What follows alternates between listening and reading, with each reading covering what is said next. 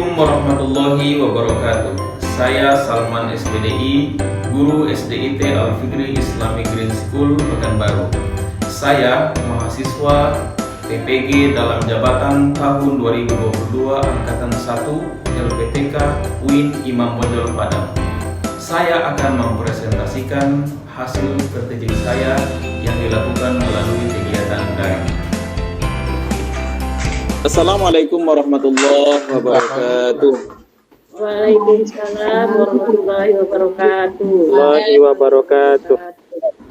Alhamdulillahirabbil alamin wassalatu wassalamu ala asrofil anbiya'i wal mursalin wa ala alihi washabbihi ajmain. Apa kabar anak ustaz sekalian? Baik, alhamdulillah baik, Pak. Alhamdulillah, semoga anak-anak ustaz selalu dalam lindungan Allah Subhanahu wa taala dan selalu sehat selalu. Amin ya rabbal alamin. Oke, anak-anak ustaz, sebelum kita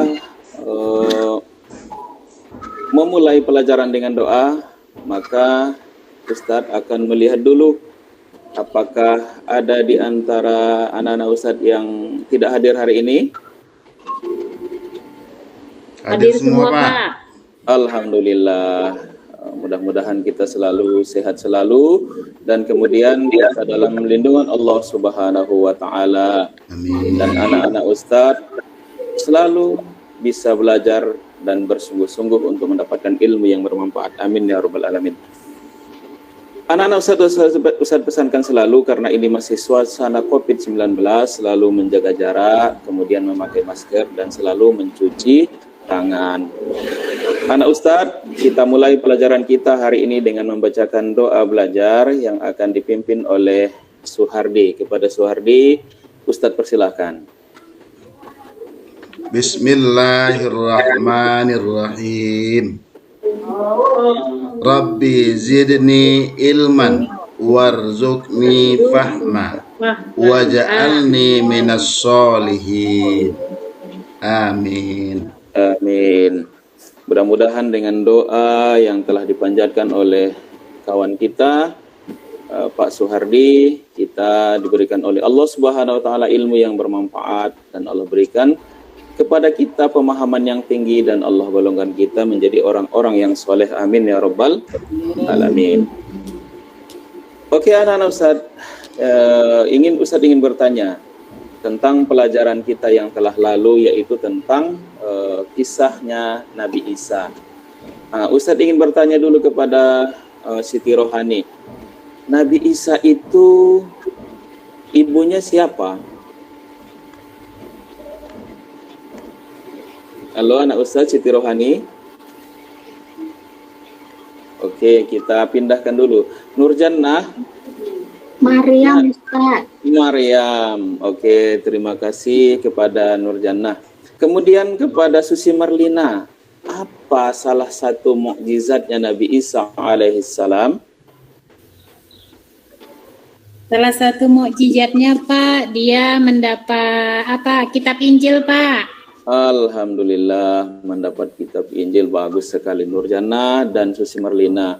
Satu lagi, apa mukjizatnya yang lain? Oke, anak Ustaz Suhardi bisa disampaikan. Bisa menghidupkan orang yang sudah mati berkat izin Allah Subhanahu wa taala, Pak. Alhamdulillah, betul sekali. Mukjizat Nabi Isa adalah bisa menghidupkan orang yang mati dan bisa menyembuhkan penyakit buta. Oke anak Ustadz, pelajaran kita adalah tentang Ashabul Kahfi. Oke, Ustadz ingin bertanya, di dalam Al-Quran itu banyak sekali kisah-kisah yang Allah sampaikan, yaitu kisah-kisah pada umat terdahulu. Di antaranya adalah kisah Ashabul Kahfi. Siapa di antara anak Ustadz yang bisa menyampaikan tentang Ashabul Kahfi sedikit? Apa itu Ashabul Kahfi? Ada yang tahu? Siti Rohani, silakan, bisa. Oke, nampaknya Siti Rohani belum bisa menyampaikan pendapatnya. Oke, anak Ustadz Deswita, Ashabul Kahfi itu apa tuh kira-kira? Kalau tidak salah, Pak, dia pernah beberapa orang yang tertidur di dalam gua berapa tahun gitu, Pak. Oh, pintar sekali. Jadi Ashabul Kahfi itu adalah kisah 7 pemuda yang tertidur di dalam gua. Jadi kenapa mereka tertidur di dalam gua? Kenapa mereka pergi ke gua? Itulah yang akan kita pelajari pada pelajaran kita hari ini. Terima kasih kepada anak Ustaz Deswita. Kita beri tepuk tangan. Anak Ustaz yang saya sayangi, pada hari ini kita akan belajar tentang kisah Ashabul Kahfi. Apa kompetensi dasar yang harus kita capai dalam pembelajaran ini? Pertama adalah memahami kisah keteladanan Ashabul Kahfi sebagaimana terdapat di dalam Al-Quran. Kemudian menceritakan kisah Ashabul Kahfi sebagaimana terdapat di dalam Al-Quran. Setelah mempelajari Ashabul Kahfi, maka anak Ustadz diharapkan yang pertama harus meyakini keberadaan kisah Ashabul Kahfi sebagaimana terdapat dalam Al-Quran. Jadi kita harus yakin bahwa kisah Ashabul Kahfi itu adalah benar, apalagi dia telah diceritakan di dalam Al-Quran.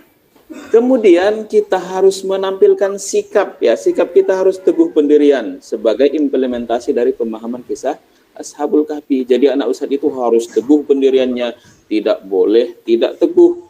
Bentar-bentar bolak-balik, harus punya teguh pendirian, apalagi mempertahankan kebenaran. Kemudian anak-anak Ustadz harus mengetahui kisah keteladanan Ashabul Kahfi dengan benar. Kemudian anak-anak Ustadz harus memahami kisah Ashabul Kahfi dengan benar. Kemudian anak Ustadz harus bisa menceritakan kisah Ashabul Kahfi.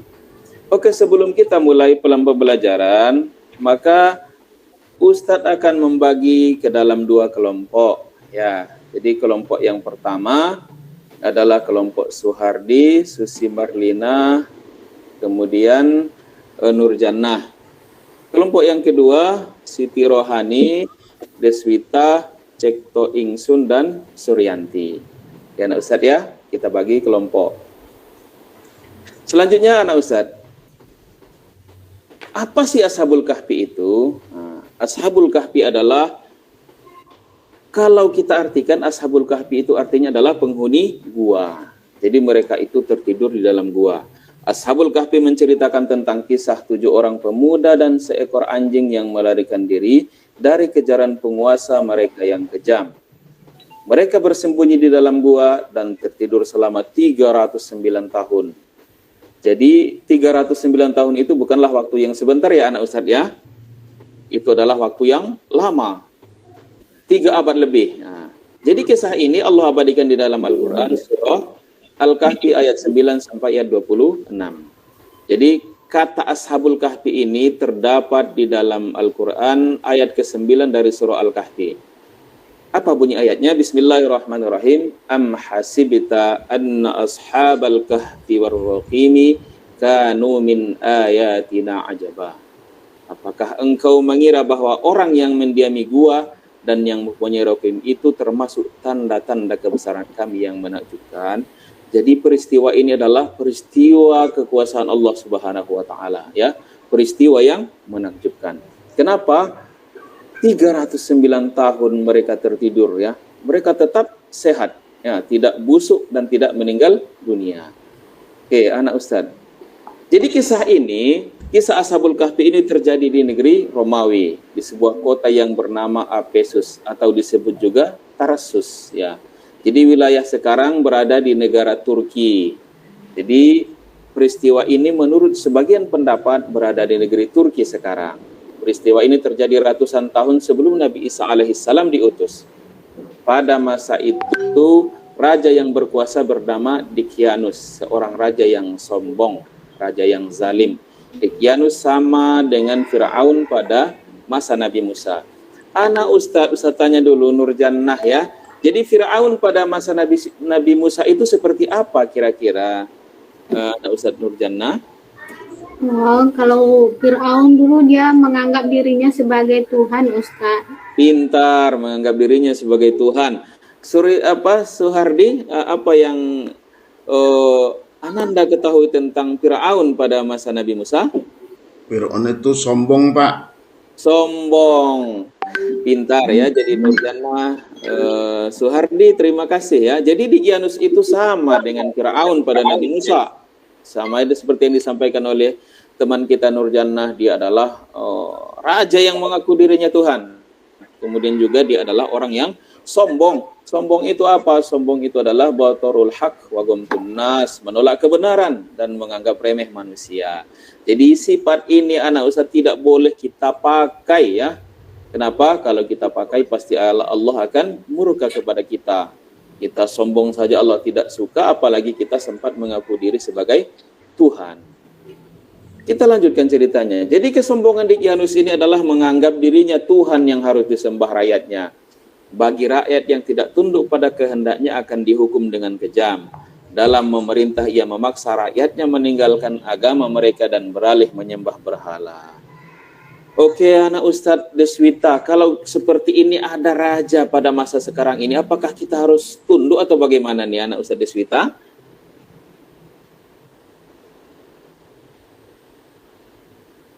Oke, Susi Marlina. Halo anak Ustadz, Susi Marlina.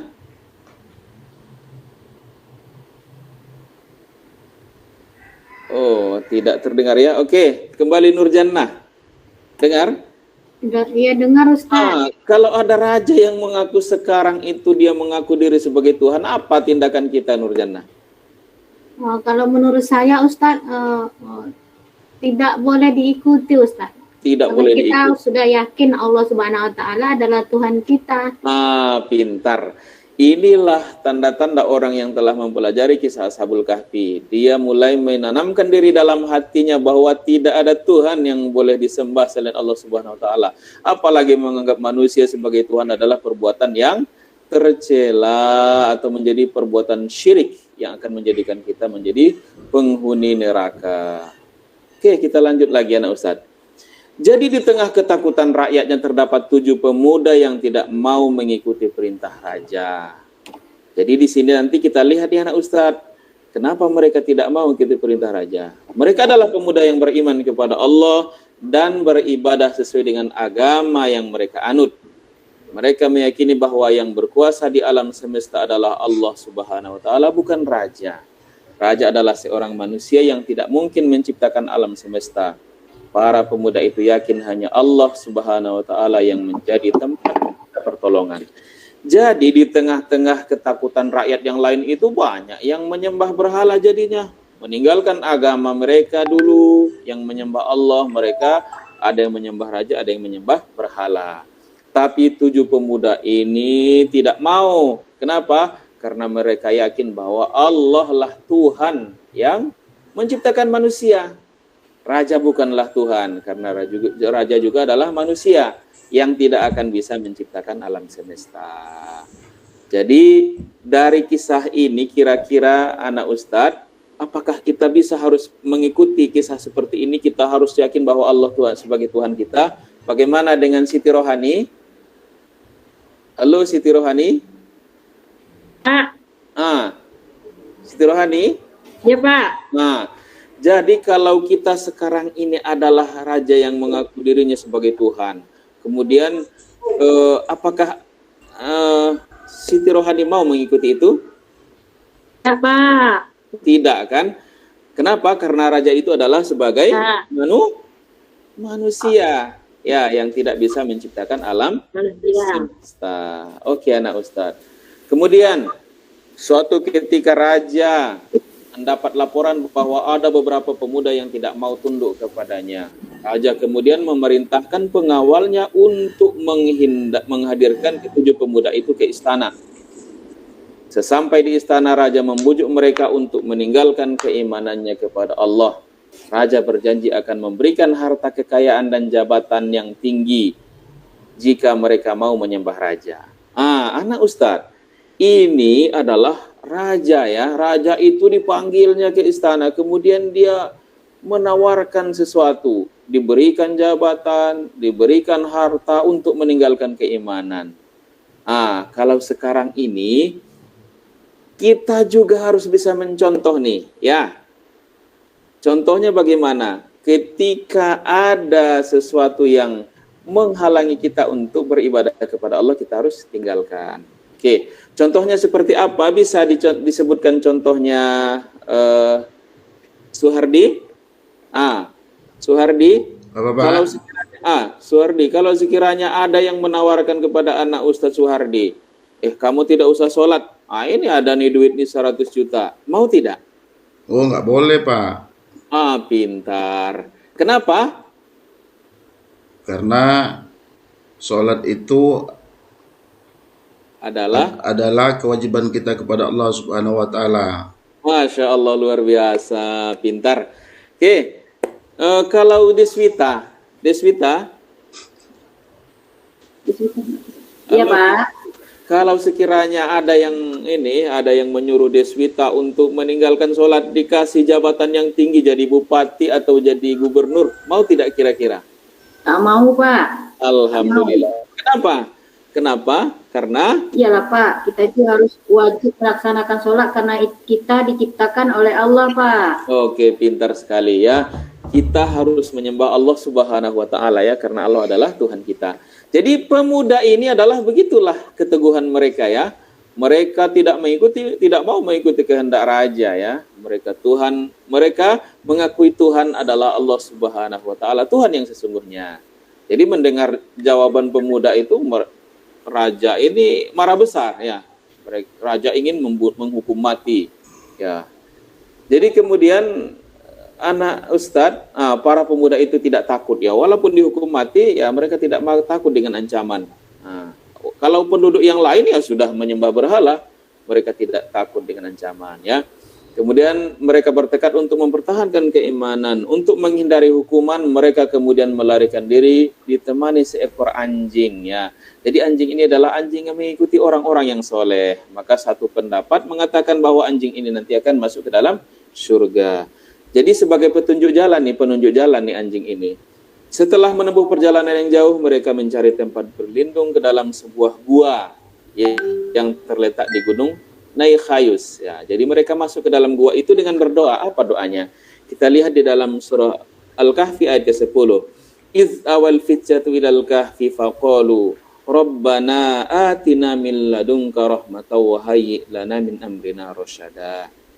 Ingatlah ketika pemuda-pemuda itu berlindung di dalam gua, lalu mereka berdoa, ya Tuhan kami, berikanlah rahmat kepada kami dari sisimu dan sempurnakanlah petunjuk yang lurus bagi kami dalam urusan kami. Ini bagusnya Ustaz kita doakan, supaya kita selalu dalam lindungan Allah Subhanahu wa taala, kemudian kita dalam petunjuk Allah Subhanahu wa taala. Kian Ustaz, ketika Raja Degyanus mengetahui para pemuda tersebut akan pergi, ia menyuruh pengawal-pengawal menjemputnya. Para pemuda tersebut, namun raja kecewa karena para pemuda telah meninggalkan desanya. Para pengawal pun mengejar, namun tidak menemukan tempat dan ketujuh pemuda tersebut. Para pemuda itu telah bersembunyi dalam gua. Dalam tidur panjang mereka, Allah memerintahkan malaikat untuk menjaga ketujuh pemuda tersebut selama tidurnya. Allah memerintahkan malaikat membolak-balikkan badan para pemuda itu. Allah memerintahkan matahari untuk menyinari ke dalam gua saat terbit dan terbenam. Meskipun di dalam gua Allah memberikan rahmatnya, dengan menjaga gua tetap hangat terkena sinar matahari. Ini adalah tanda kekuasaan Allah ya, kekuasaan Allah. Jadi kenapa Allah jadikan mereka itu tidur, tetapi badannya itu tetap sehat? Kalau kita mungkin ya cobalah, kalau umpamanya Suryanti, ada Suryanti? Ada Ustaz. Kalau sekiranya anak Ustaz Suryanti tidur terus menerus, apa badannya jadi sakit atau gimana tuh, sakit-sakit? Iya. Sakit-sakit kan? Kita saja tiduran sehari semalam aja kita bangun badan kita sakit-sakit. Ini tidak. Kenapa? Allah lindungi mereka. Kenapa? Karena ini adalah menandakan kekuasaan Allah Subhanahu wa taala.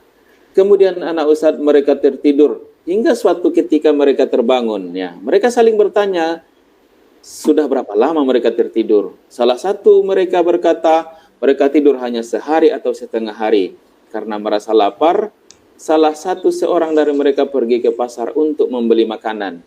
Pemuda itu pun pergi dengan penuh rasa takut akan pengawal Raja Degyanus yang akan menangkapnya. Jadi anak Ustadz, mereka tertidur kemudian mereka bangun. Ya, itulah kuasanya Allah. Sudah 309 tahun mereka itu tertidur, mereka merasa hanya setengah hari. Ada yang mengatakan sudah berapa lama kita tidur nih? Mereka mengira bahwa hanya 1 hari atau setengah hari. Padahal sudah lama sekali mereka tertidur. Kemudian sesampai di pasar, pemuda itu membeli makanan dan uang yang digunakan sudah kuno dan tidak laku lagi pada masa itu. Penjual pun melaporkan ke pengawas pasar untuk membawa pemuda itu menghadap raja. Raja pada waktu itu telah dipimpin orang yang soleh. Di hadapan para pemuda itu bercerita kisah mereka.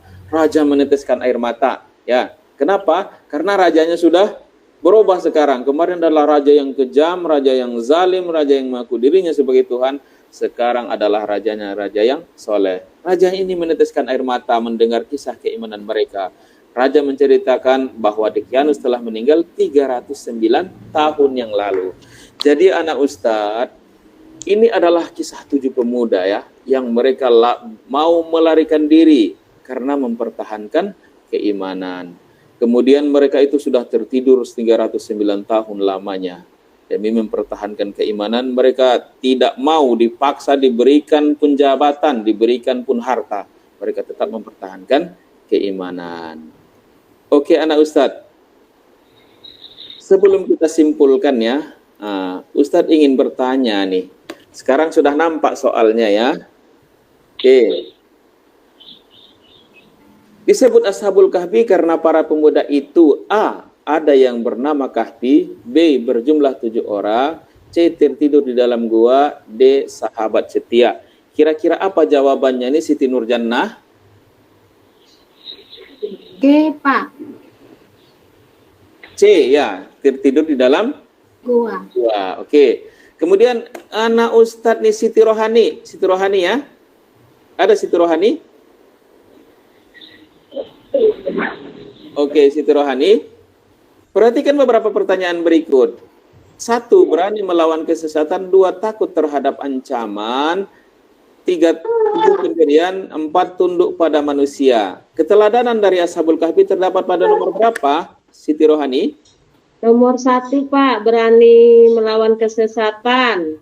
Kemudian Teguh pendirian. 1 dengan 2, Pak. 1, 2 berarti 1 B, dengan? Pak. Berarti B, Pak. berani melawan kesesatan. Kemudian 1 dan 3 ya, berarti 1 jawabannya dengan adalah 3. jawabannya Teguh adalah pendirian. jawabannya adalah B. B. Oke, pintar. Oke. Pak. Kemudian nih, Ustadz minta kepada Deswita. Raja membujuk pemuda Ashabul Kahfi untuk meninggalkan keimanannya dengan cara A. Mengangkat mereka menjadi raja, B. Menikahkan pemuda dengan anak raja, C. Memberikan mereka harta kekayaan dan jabatan yang tinggi, D. Memberikan istana yang megah. Apa kira-kira? C, Pak. Jawabannya adalah C, pintar. Selanjutnya si Suhardi ya. Pernyataan berikut ini yang tepat tentang Ashabul Kahfi adalah A. Pemuda Ashabul Kahfi melarikan diri ke gua karena takut kepada raja. B. Pemuda Ashabul Kahfi melarikan diri ke gua karena takut dibunuh. C. Pemuda Ashabul Kahfi melarikan diri ke gua karena dalam ancaman. D. Pemuda Ashabul Kahfi melarikan diri ke gua karena mempertahankan keimanan. Suhardi, apa jawabannya? D, Pak. Pintar. Oke anak Ustadz. Kita simpulkan dulu sebelum ada satu lagi soalnya ya, soal nomor 5. Ini Ustadz harap kepada Deswita tadi, Siti Nurjannah, Suhardi sudah. Ini Suryanti. Halo, Suryanti ada? Ada, Pak. Oke. Ada, Ustaz. Perhatikan beberapa pernyataan berikut. Saya akan menegakkan sholat tepat waktu walaupun acara TV saat itu seru. 2. Berbagi makanan kepada orang yang susah. 3. Membersihkan lingkungan sekolah.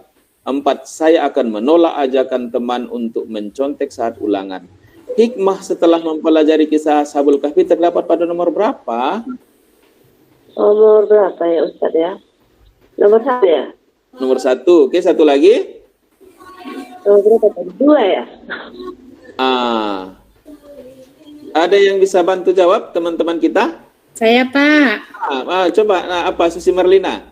Nomor 1 sama nomor 4, Pak. Pintar ya. Jadi setelah kita mempelajari Ashabul Kahfi, kita harus menegakkan sholat walaupun acara itu seru. Kenapa? Karena keimanan kepada Allah. 4, Kita harus menolak ajakan teman mencontek. Kenapa? Kita harus mempunyai teguh pendirian ya. Kita tidak mau mengikuti kesesatan. Oke, anak Ustadz. Dari pelajaran itu, mari kita simpulkan. Kira-kira apa kesimpulan dari pelajaran kita? Satu, coba bisa disebutkan dulu. Oke, Nurjannah, apa kesimpulan dari pelajaran kita? Wah, kesimpulannya bahwasanya kalau seandainya kita tuh harus teguh pendirian dan menjaga keimanan kita kepada Allah Subhanahu wa taala, Ustaz. Pintar. Oke, Suhardi, ada lagi? Tidak boleh menyekutukan Allah. Pintar, tidak boleh menyekutukan Allah. Satu lagi, Deswita. Ya, Apa yang kita kalau ada seseorang yang mengajak kita untuk melakukan hal yang tidak baik, kita maka harus kita jangan mengikutinya, Pak. pintar. Susi Marlina, ada satu lagi. Kita tidak boleh takut kepada manusia, tapi kita harus takut kepada Allah, Pak.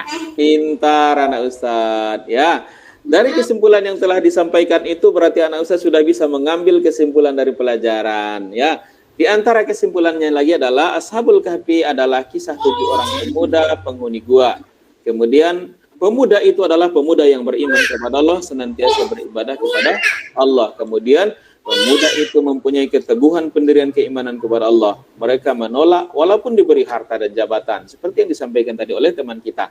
Kemudian kisah Ashabul Kahfi membenarkan tentang janji Allah bahwa kedatangan hari kiamat itu pasti ada. Ya, ini adalah gambaran tentang hari kiamat itu. Walaupun sudah tertidur, Allah hidupkan kembali ya.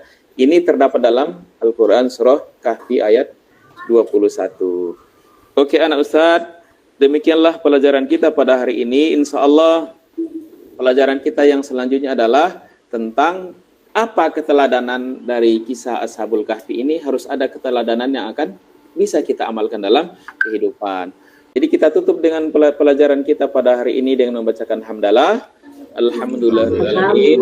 Subhanakallahumma bihamdika asyhadu an la ilaha illa anta astaghfiruka wa atubu ilaik. Oke, sampai jumpa pada pertemuan selanjutnya. Assalamualaikum warahmatullahi wabarakatuh. Waalaikumsalam.